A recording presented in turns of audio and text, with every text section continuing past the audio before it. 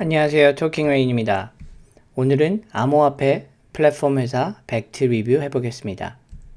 이 영상의 내용은 개인적인 견해이므로 참고만 해주십시오.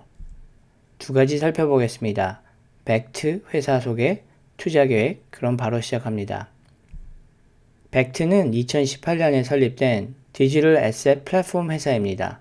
요즘 다시 상승세를 타고 있는 비트코인을 비롯한 암호화폐를 트레이딩도 할 수 있고 개인 머니 혹은 회사들의 로열티 프로그램도 관리를 가능하게 하는 플랫폼 회사입니다. 스펙 회사 VPC 임팩 애퀴지션 홀딩과 합병을 발표했습니다. VPC 티커 심볼은 VIH이고 나스닥에 상장되어 있습니다. 합병 후 심볼은 아직 미정이고 합병 시기는 Q1 2021년을 예상하고 있습니다.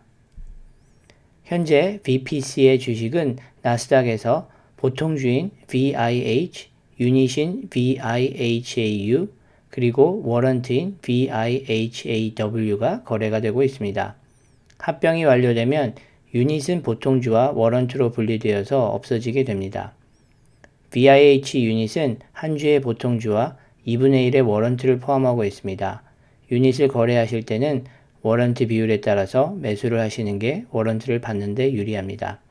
내부자 락업 기간은 합병 후 1년이라고 되어 있지만 합병 후 주가가 12불 이상 되고 락업 해제 조건을 충족하면 180일 만에 일찍 해제되는 조항도 있습니다. 합병 조건에 대해서 리뷰해 보겠습니다.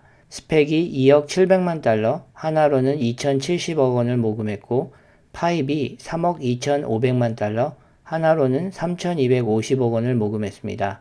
총 모금액은 5억 3,200만 달러이고 하나로는 5,320억 원입니다. 합병이 완료되면 벡트는 4억 8,200만 달러의 현금을 가지게 됩니다. 하나로는 4,820억 원입니다. 합병 후 벡트의 시총은 2.6 billion, 2조 6천억 원이 됩니다. 합병에 관한 거래 내용은 심플하고 대부분의 자금이 회사의 운영 자금으로 사용이 될 계획이어서 큰 문제가 될 만한 점은 없어 보입니다. 벡트의 경영진을 보면 아주 오랫동안 금융과 투자회사에서 일한 경험이 많은 분들로 채워져 있습니다.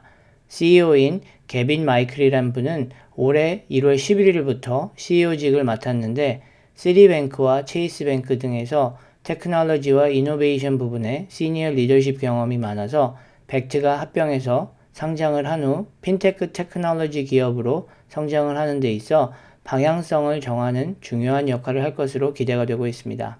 벡트를 합병하는 스펙 회사 VIH는 빅토리 파크 캐피털이라는 금융과 핀테크 투자회사에서 출자를 한 회사입니다. 6조의 자산을 운영하는 투자회사이므로 아주 큰 규모는 아니지만 핀테크 부분에서 꾸준하게 투자를 해오고 있는 회사인 것 같습니다. 벡트의 초기 투자자는 인터컨티넨탈 익스체인지 잉크라는 뉴욕 스탁 익스체인지를 운영하는 회사입니다. 이 회사는 뉴욕 스탁 익스체인지 이외에도 여러 가지 금융관계 데이터 서비스나 주택담보대출 등의 여러 금융 서비스를 제공하고 있습니다. 아이스가 설립한 벡트가 VIH와 합병을 하게 되면 뉴욕 스탁 익스체인지가 아닌 나스닥에 리스팅이 되는 것도 재미있는 것 같습니다. 벡트는 보통 스타트업이 아니라 큰 회사의 스폰서를 받아서 설립된 소위 금수저 스타트업이라고 할 수 있겠습니다. 벡트는 현재 아이스가 81%의 지분을 가지고 있고 마이크로소프트, 보스턴 컨설팅, 스타벅스, 페이유 등도 지분을 소유하고 있습니다. 벡트는 스펙틀 이전까지 8억 8천만 달러, 하나로는 8,800억 원의 펀딩을 앞에서 언급했던 투자자들로부터 모금을 했고 아이스는 이번 합병에 지분 매도 없이 100% 지분을 유지할 것이고 파입을 통해 500억 원을 추가한다고 알려져 있습니다. 기존의 투자자들이 이익 실현 없이 합병 후에도 지분을 유지한다는 것은 일단은 반가운 소식이고 벡트에 대한 믿음을 보여주는 것이라고 생각합니다. 물론 합병 이후 락업이 해제가 되면 매도하는 기관 투자자들이 생길 수 있는 확률은 충분히 있습니다. 벡트의 비즈니스 모델은 간단하게 정리를 하면 페이팔이나 스퀘어 같이 회사들한테는 플랫폼을 제공하고 유저들한테는 앱을 제공해서 여러가지 디지털 에셋 서비스를 제공하는 겁니다.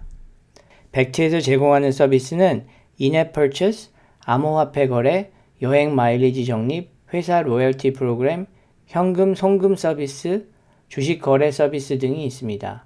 한마디로 벡트는 페이팔과 스퀘어와 경쟁하는 핀테크 앱 회사인 겁니다. 벡트가 처음에 세워졌을 때는 암호화폐, 선물, 옵션 거래소로 시작을 했습니다. 하지만 시작하자마자 2018년 암호화폐 시장이 폭락했기 때문에 암호화폐뿐만이 아니라 개인머니, 여행 마일리지, 리워드 프로그램 같은 다른 디지털 애셋도 관리할 수 있는 그런 플랫폼으로 변신하게 되었고 유저 간 현금 송금 서비스도 시작하게 된 것입니다. 벡트의 주장에 따르면 경쟁사의 플랫폼에 비해서 벡트는 훨씬 더 다양한 여행 마일리지나 리워드 포인트 부분의 서비스를 제공하고 있다고 합니다. 그런데 벡트 앱은 아직 공개가 되어 있지 않아서 사용을 할 수가 없습니다. 현재 벡트 앱이 베타 테스트가 진행이 되고 있는지는 확실하지 않지만 2021년 Q1에 런칭할 계획이고 현재는 웨이팅 리스트를 접수받고 있습니다. 벡트는 2021년에 900만 유저를 예상하고 2022년에는 1800만 유저가 벡트 앱을 다운받아 사용할 것이라고 예상하고 있습니다. 유저 베이스가 런칭하고 난 첫 2년 동안 계속 2배씩 늘어난다는 가정입니다. 그런데 로빈후드나 캐시앱의 유저 그로스를 보면 액티브 유저 숫자가 1800만 명 가까이 늘어나는데 4년 이상이 걸렸습니다. 벡트는 후발주자인데도 로빈후드나 스퀘어보다 훨씬 더 빠른 성장을 할 수 있다고 예상하는 근거가 명확하지 않은 것 같습니다. 매출 성장 계획을 보면 2021년부터 25년까지 매년 65%의 고성장을 예상하고 있습니다. 그런데 2021년에서 2022년의 성장세를 보면 무려 241%의 성장을 계획하고 있습니다. 2022년부터 2025년까지의 성장률을 다시 계산해 보면 매년 65%가 아니라 30%의 성장률이 됩니다.